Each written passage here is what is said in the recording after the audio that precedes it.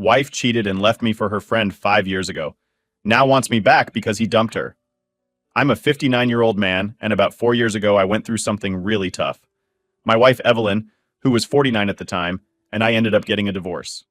We had been married for 12 years and had two amazing children together, who are now 14 and 11 years old. Evelyn was actually my second wife. My first marriage was to my high school sweetheart, the first love of my life. We had a beautiful bond, but tragically she passed away in an accident. We didn't have any kids, which made it even harder because it felt like I lost my entire world with her.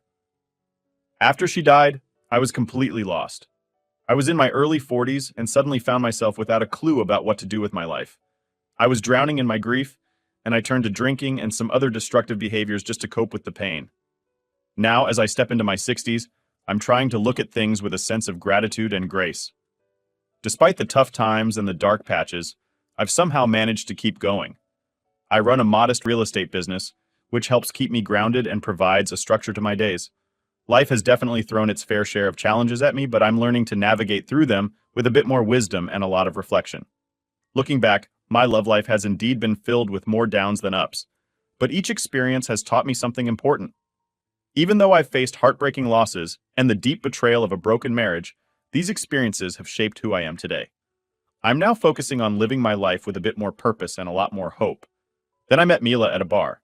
She was there with a college friend, both of them nursing their own heartbreaks, and somehow we just clicked. I won't sugarcoat it. I was in a pretty bad place myself, still feeling the sting from my past, and really just needed someone to lean on.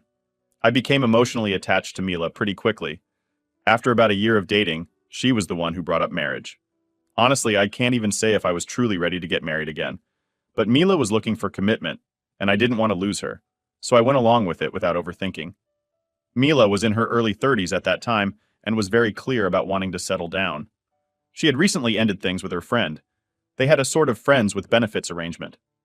She developed feelings for him, but the feelings weren't mutual. After years of that going nowhere physical relationship, she was ready to move on for good. So when Mila told me it was either marriage or nothing, I just couldn't risk losing someone again. I agreed to the marriage, hoping that this time things would turn out better. So we had a small wedding ceremony, just us and a few close people. At that time, getting married felt like the right thing to do. Maybe it sounds silly, but I don't actually regret it. With Evelyn, life was pretty good for a while. We traveled a bunch before we had kids, and even after they were born, we managed to keep things stable for 12 years. But then, everything changed when an old friend of hers, someone she had been involved with before, came back into her life. Evelyn ended up leaving me for him, and we got divorced. I got custody of our kids, and since then, I've pretty much built my life around them. The reason I'm sharing all this now is that, out of the blue, Evelyn showed up last week wanting to be part of our lives again. When I opened the door and saw her there, I hardly recognized her at first. She looked worn out, really pale and sad, with red puffy eyes like she hadn't slept in days. She completely broke down when she saw me, clutching a letter and looking like something terrible had happened. It turns out it had. As soon as I opened the door, she threw her arms around me and started crying. I was taken aback and worried, so I asked her if she was okay. Between sobs, she kept saying sorry for leaving me. It was just the two of us at home since the kids were away at summer camp. After a while, she managed to calm down enough to explain what had happened. Her affair partner, the man she had left me for, had suddenly left her and gone back to his native country in the south of Europe. He left her nothing but a note that read, "I'm sorry, I can't marry you. I have a wife and children at home." It was a shock. This man had been leading a double life, taking advantage of Evelyn's feelings all this time. He kept her waiting for 4 years, never married her, and then just abandoned her. I didn't know how to feel about all this. Part of me felt a strange relief that he was gone, but seeing Evelyn so devastated made me sad for her, despite everything. It's a complicated mix of emotions to sort through. Karma seemed to have its say in the matter, but I didn't throw any hurtful words at her. Even though I felt sorry for her situation, I knew there wasn't much I could do to help. Evelyn told me I was her only hope. She believed I would forgive her and take her back because she knew me as a forgiving person. But I had to be honest with her. I told her that I had moved on and didn't harbor any harsh feelings, but I couldn't just let her walk back into my life as if nothing had happened. The truth is, I had already forgiven her once for cheating, but she repeated the mistake. She was deeply in love with her affair partner, to the point that she didn't think twice about leaving her own children behind for him. The only reason she stayed loyal to me during those 12 years was that her affair partner was out of the country. Now that he had abandoned her, she was looking to come back. But I couldn't let my life be upturned again by the same pattern. It was a tough stance to take, but necessary for my own well-being and that of our children. I told her that while I empathized with her situation, I couldn't trust her again. At that, she broke down once more, pleading for my forgiveness. I reassured her that I had already forgiven her, but forgiveness didn't mean things could go back to the way they were. I offered the possibility of her having joint custody of our children, if the kids were comfortable with it. That was as much as I was willing to compromise. She didn't want to leave, so eventually I had to be firm, more blunt than I liked, to make her understand she needed to go. I told her I had errands to run and that she needed to leave my house. Though she finally left, her visit left me feeling really unsettled. The last thing I want at this stage of my life is more drama. All I'm looking for now is peace. Continuing on with my life, focused on peace and stability, is my priority. I know that if I let her back into my life, the old patterns would likely repeat, and that's a risk I cannot take. It's tough, but I must stick to this path for the sake of my own well-being and that of our children. Now for the updates. Update 1. Hey everyone, thanks a ton for all the messages you've sent. Whether they were good, bad, or somewhere in between, I really appreciate you taking the time. Today, I'm going to fill you in on some backstory about what's been going on with me and Evelyn, especially since some of you asked for the details about how we ended up in this situation. So here's the scoop. Evelyn and I had a pretty good run. We were married for 12 years and things seemed smooth. We had 2 kids during that time, and Evelyn was both a great mom and a great wife. I never saw any warning signs that something was wrong. But then, out of the blue, an old flame of Evelyn's showed up back on the scene. This was the same guy she'd split up with a long time ago because he wasn't ready to commit. After their breakup, he had moved back to his home country, but now he was back in town, and suddenly Evelyn was seeing him again. At first, I didn't make a big deal about him dropping by occasionally. Evelyn told me she was over him, and I believed her. Why wouldn't I? We had been happy together for over a decade with no problems. But then one day, something odd happened. Evelyn came home and immediately locked herself in our room. That was the moment I started to feel that something wasn't right. The kids and I tried knocking on the door several times around dinner time to see if she would join us, but she didn't answer. I got worried, so I called her cell to check if she was okay. She texted back saying she was all right but needed a bit more time to herself. I didn't want to push her, so I left her alone and ended up sleeping on the couch in the living room. The next day she acted like everything was normal, but it was pretty clear that something was off. When I gently asked her what was wrong, she brushed it off, saying she'd had a minor argument with her sister, but it wasn't anything big, and she'd handle it. She didn't want to talk about it anymore, and I decided not to push her for more details. I also didn't feel right about snooping around or asking her sister because I'm not the type to meddle in their personal stuff. As time went by, though, it became obvious that the problem wasn't really about her sister. It was about this friend who had come back into her life. Before all this happened, Evelyn was pretty upbeat. She would often talk about this friend, even suggesting we invite him over for dinner and drinks. But then, after that night when she locked herself in the room, she suddenly stopped mentioning him altogether. Whenever I tried to bring him up in conversation, she would change the subject or just ignore my questions. Also, I knew Evelyn and her sister had their fair share of arguments in the past, but Evelyn was never this shaken up by them. It all seemed really strange, so I started to suspect something was up, even though it was just a gut feeling at first. Instead of sneaking around or trying to catch her out by gathering evidence, I decided to just ask her outright. I confronted her and asked if she had cheated on me with this friend. To my surprise, she admitted it. She didn't try to deny it or twist the situation. She just came clean and confessed that when this old flame came back into her life, she couldn't stop herself from seeing him again. It all began innocently enough, with them just meeting up as friends at public places. But then, they started catching up at his place, and before long, their old relationship was rekindled. I needed to know more, so I asked Evelyn if she still had feelings for him. She told me no, that it wasn't about love. She begged me for another chance, explaining that she got swept up in the moment. She admitted that it happened just once and that she felt incredibly guilty about it. She said the guilt was eating her up inside. Evelyn also told me that after that night, she stopped seeing the guy. She admitted that while she had loved him back when they were originally together, he never really respected her or her feelings, and he had just used her. As she told me all this, she broke down, promising she would never betray me again. After some thought, I decided to give her a second chance. Some might think I'm naive, but I believe in the power of forgiveness and the potential for people to change. I hoped with all my heart that she would keep her promise. Cheating is something I take very seriously. and it hurt me deeply when Evelyn admitted to it. Despite the pain, I wanted to keep our family together, especially for our children. Our youngest was only 4 years old at the time, and the thought of a divorce and potentially seeing my kids less was something I just couldn't handle. So I forgave Evelyn and decided to give our marriage another chance. But I made it very clear to her, any future betrayal, whether it was physical or just emotional, would be unacceptable. Evelyn agreed to these terms, and we began to rebuild our relationship. We started going out on date nights again and took some family vacations.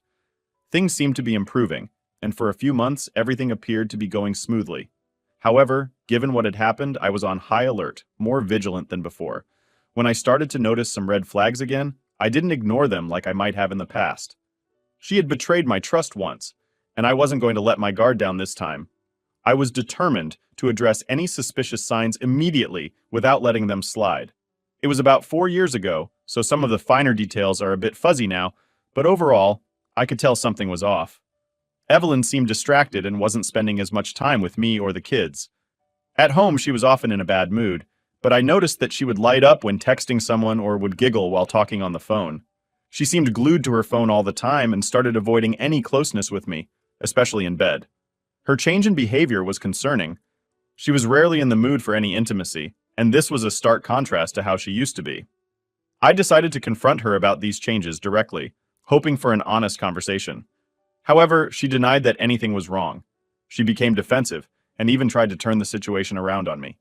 She accused me of not trusting her and being overly watchful because she had cheated in the past. Realizing that arguing was getting us nowhere and that she wasn't going to admit anything willingly, I decided that I needed to find solid evidence of what was really going on. It was a difficult decision, but I felt it was the only way to get to the truth. After noticing Evelyn's unusual behavior, I decided to check her phone. It turned out she hadn't changed her password, which initially made me think maybe there was nothing to hide. However, when I looked through her messages, I did find some chats with her affair partner. But to my surprise, they were just normal conversations from months ago, around the time she had first cheated on me. There was nothing recent or incriminating in her phone that suggested they were still in contact. Before I had a chance to look for evidence elsewhere, Evelyn came to me and confessed. She told me she knew I had checked her phone and felt it was time to be completely honest. She explained that after our initial confrontation, she had tried to distance herself from him. But he didn't give up. He begged her to come back to him. Evelyn tried to avoid him, knowing it could cause more trouble in our marriage, but he was persistent. He reassured her that he truly loved her and promised they would get married. He just needed some time to sort out a few things first. This confession put me in a tough spot, as it was clear Evelyn was still being pulled back into a relationship with this man, despite her attempts to stay away. The situation was complicated, and her honesty about it left me with a lot to think about in terms of what to do next. Evelyn and her affair partner decided to keep their relationship quiet. She admitted to feeling guilty about cheating on me, but felt she couldn't pass up the chance to be with him, especially now that he was serious about their relationship. It became clear to me that she never truly stopped loving him. She had only suppressed her feelings because of his past reluctance to commit. Once he showed a genuine commitment, she found it impossible to stay away. Given the circumstances, Evelyn asked for a divorce and initially wanted custody of our children.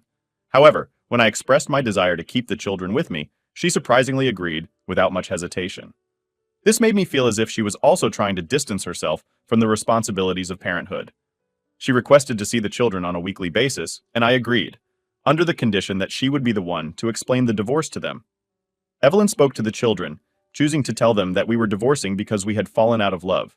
She avoided blaming me or portraying me negatively, which I appreciated for the sake of maintaining peace and stability for our kids. This approach helped us manage the delicate situation as respectfully as possible, considering the emotional impact on our children. The news of the divorce was really hard on the kids. There were a lot of tears, and they pleaded with us to try and make things work again. Hearing their cries and seeing their distress made me feel resentful towards Evelyn for putting us in this situation. But as time passed, I came to the realization that even if Evelyn changed her mind about the divorce, too much had happened for me to simply forgive and forget. Moving forward with the divorce seemed like the best choice for everyone involved. I made a promise to my children that I would continue to be a good father to them. They didn't doubt this, as I had always been actively involved in their lives, not just a parent who was around, but one who was truly present.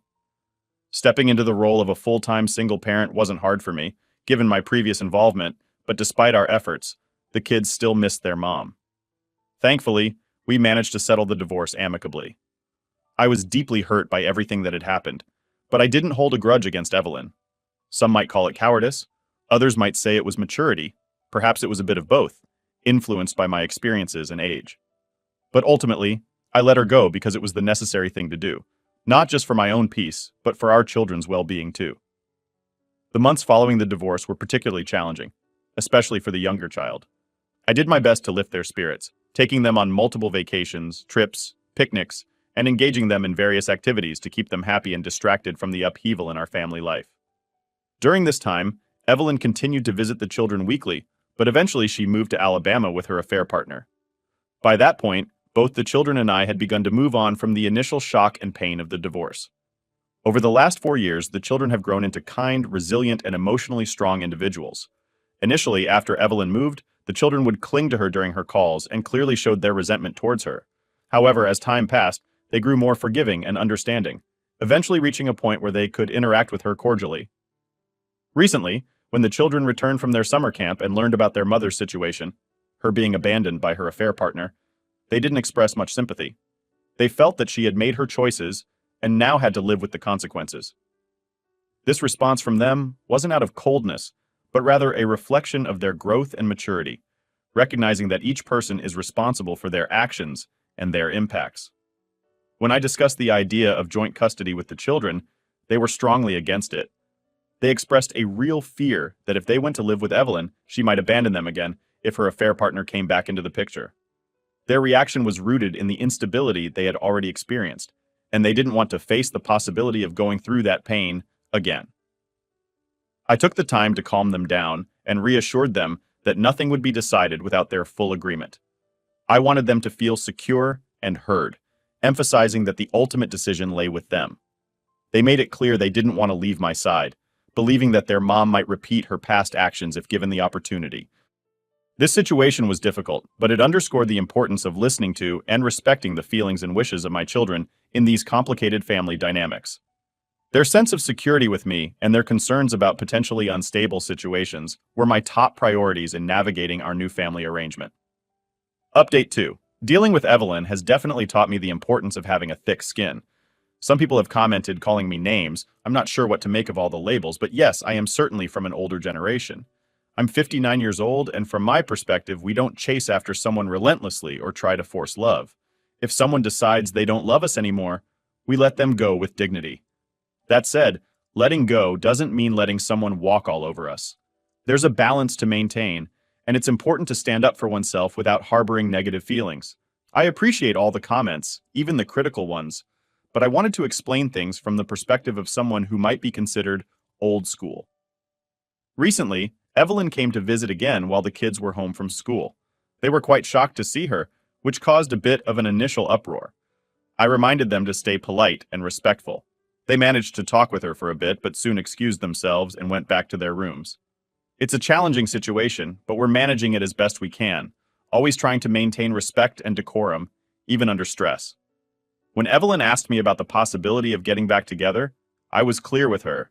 Reconciliation was definitely not an option for us. I also informed her that the children were not interested in living with her, although I mentioned that she was welcome to try and convince them otherwise if she felt strongly about it. Honestly, I suspect that she doesn't truly want to take on the responsibility of having the children with her full time. She confirmed my suspicions somewhat when she admitted that she couldn't afford to have the children stay with her. Evelyn explained that she was currently living on a friend's couch and that her housing situation was unstable. Her friend could ask her to leave at any moment. I was aware that her financial situation wasn't great, but I hadn't realized just how dire things had become. Before we were married, Evelyn worked as a receptionist, but she left her job shortly after our marriage. I had done my best to provide a good life for her during our time together. This latest conversation just reaffirmed the complex layers of our current circumstances, highlighting both the practical and emotional challenges we face as we navigate this new phase of our lives separately. During the divorce, Evelyn was compensated fairly, receiving a decent amount of money as part of the settlement. Curious about how she managed her finances, I asked her what she did with that money. She told me that she had given it to her former partner to help him with his business. Moreover, she had taken on 2 jobs to support their household in Alabama, showing her commitment to their life together. Unfortunately, despite her sacrifices, the affair partner left her and took all of their savings with him, leaving her with only the money she had wisely kept hidden from him. She used this hidden stash to pay for her travel back home and had been surviving on it since then. Seeing her struggle, I offered to lend her money to rent a condo and help her get her life back on track, but she declined. She explained that her decisions were driven by her search for love, not money. She emphasized that if money had been her priority, she would have never left the stable life she had with me to be with someone who was financially unstable. This response highlighted the complexities of her motivations and the difficulties she faced in her pursuit of happiness, which unfortunately led to more hardship than fulfillment. Evelyn expressed a desire to live with us again, as if we could be a family like before, but that simply wasn't feasible. Although part of me does feel sorry for her, given her circumstances, the reality is that there just isn't a place for her in our household anymore. To help her get back on her feet, I wrote her a check to assist with renting a house and encouraged her to find a job. I also suggested that she consider therapy, which could be beneficial given everything she's been through. I've always emphasized to my children the importance of being kind to their mother, reminding them that she is, after all, the woman who brought them into the world. They've been gentle and polite with her, but they've made it clear that they do not want to reintegrate her into their lives in a significant way. Occasionally, Evelyn texts me, questioning whether she deserves the help she's receiving. It's a difficult question to answer. While she has made significant mistakes that affected not just me, but our children, it's hard not to feel some compassion for her current plight. Navigating these complex family dynamics continues to be challenging, but my priority remains clear: to support my children and ensure they feel secure, while also extending a reasonable level of kindness and support to Evelyn, despite our past. Update 3. Thanks everyone for the kind words on my last posts. It's been a while since my last update because life was pretty much going in circles with Evelyn. Her occasional unexpected visits, emotional breakdowns, and pleas for us to get back together were becoming a repetitive pattern. However, something new has unfolded over the last 6 months that's added a bit of complexity to my family dynamics. This change actually started to brew about 1.5 to 2 years ago, before Evelyn re-entered our lives in such a dramatic way. I met a woman. Let's call her Isabella. She's 62 years old and owns a charming flower boutique. Despite her age, she has the energy of someone in their 30s. We started off as just friends, but after spending a year getting to know her, I found myself really enjoying her company. I now spend many of my evenings and weekends at her shop, helping her with various tasks. What I really admire about Isabella is how she handles everything with such independence and grace. This developing relationship with Isabella has brought some new perspectives and positivity into my life, contrasting significantly with the ongoing struggles and emotional turmoil associated with Evelyn. It's refreshing to engage with someone who is so capable and lively, and it's clear that this new connection is becoming an important part of my life. Isabella has had her own share of challenges. She lost her husband early on and took on the responsibility of raising 3 kids all by herself. Now that her children are grown and have moved out, her flower boutique not only serves as a source of income, but also as a passion that fills her days. Being around her, I feel a renewed sense of vitality and purpose. I haven't brought up Isabella in this thread or mentioned her to Evelyn, mainly because I don't want it to seem like my reluctance to reconcile with Evelyn is due to my relationship with Isabella. The truth is, my connection with Isabella isn't about replacing Evelyn or moving towards another marriage. It's really about companionship. 2 people in their 60s, appreciating what life has to offer at this stage, without the desire for drama or deep commitments. My children are aware of Isabella, and they're genuinely happy that I have someone with whom I can share my thoughts and feelings. They appreciate seeing me upbeat and engaged in life again. My oldest child is graduating high school this year, and the younger one will soon be off to high school or college. As they're moving towards more independent phases of their lives, it's comforting to have someone like Isabella to spend time with. It's a simple, joyful companionship that enriches my life, allowing me to enjoy these later years with someone who understands the value of peace and happiness. Having Isabella as a friend to share thoughts with has indeed been invaluable. As we age, finding companions who understand and share in our experiences can make a significant difference in our well-being. I've been open with Isabella about Evelyn's visits, and she has responded with nothing but empathy and support, which I greatly appreciate. However, this situation took an uncomfortable turn recently. Evelyn saw me at Isabella's shop one evening. I didn't notice her at first, but her presence became apparent when I saw her observing us. It seems she had been following my routine because she had also noticed that I was spending my evenings at Isabella's place, sometimes even staying overnight. On one occasion, as I was leaving Isabella's shop, Evelyn confronted me quite aggressively, asking if Isabella was the reason I wasn't returning to her. I was taken aback by her accusation. It was painful to hear her suggest that my friendship with Isabella was in any way comparable to her past actions. I tried to calm the situation, but Evelyn crossed several boundaries with her words, and I felt compelled to stand up for myself.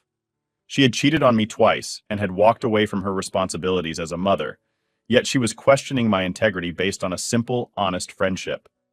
In the heat of the moment, she even insulted Isabella. In contrast to the chaos and hurt caused by Evelyn's actions, my relationship with Isabella is straightforward and honest. There's no deceit involved. Yet Evelyn seemed unable to see the difference, which only highlighted the vast disparity in our values and current life paths. This confrontation was a stark reminder of why maintaining distance from Evelyn was necessary for preserving my peace and happiness. I reached my limit with Evelyn after that confrontation. In a moment of frustration, I told her I never wanted to see her again. Calling out her selfish behavior over the years, she just laughed it off, but what happened next was far from funny. A few days later, Isabella's flower shop was vandalized. Someone left a note that simply read, "Leave him." It wasn't hard to figure out who might be responsible, especially given Evelyn's recent behavior. Unfortunately, there were no cameras at Isabella's shop to capture the incident, but I was adamant that we couldn't just let this slide. I encouraged Isabella to file a police complaint against Evelyn based on what had happened. Isabella was naturally hesitant about getting involved in a legal battle, but I felt it was necessary to stand firm. I decided to confront Evelyn myself.